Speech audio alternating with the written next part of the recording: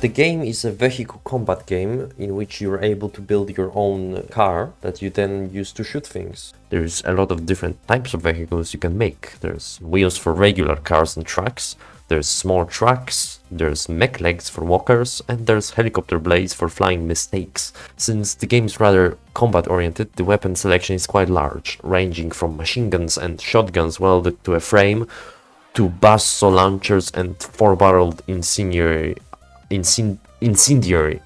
autocannons.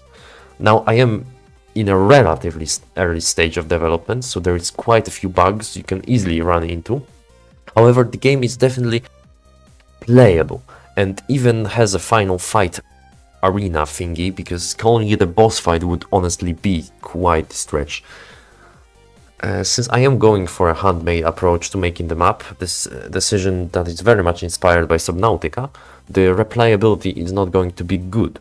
However, I'm hoping that the higher quality of the environment will be a nice payoff for all the extra effort. I might add a score chasing mode in the future. Now, let's get into the development process a bit more.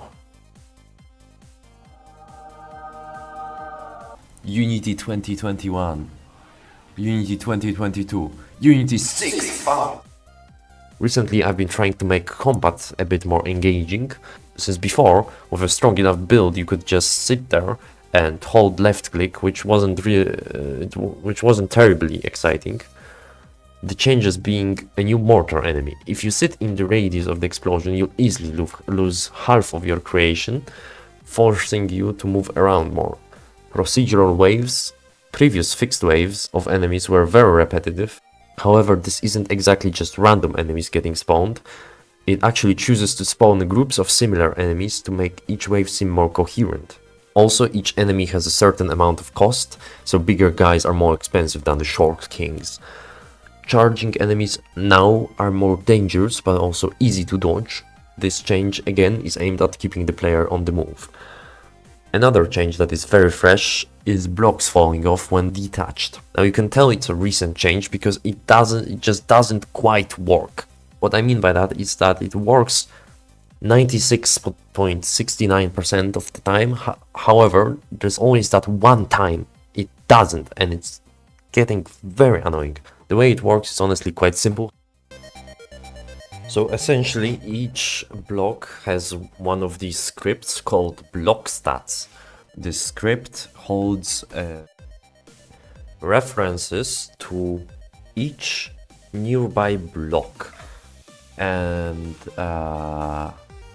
essentially when the check if connected gets run, then the coroutine starts, then check if I enumerator it's a coroutine, then it starts, it goes over each connected block to this block, and it starts a coroutine for each connected block, and that coroutine starts, it goes through each connected block of the connected block, which will then run another coroutine that will check the connected blocks of the connected block of the connected block, and then it just propagates across the entire build.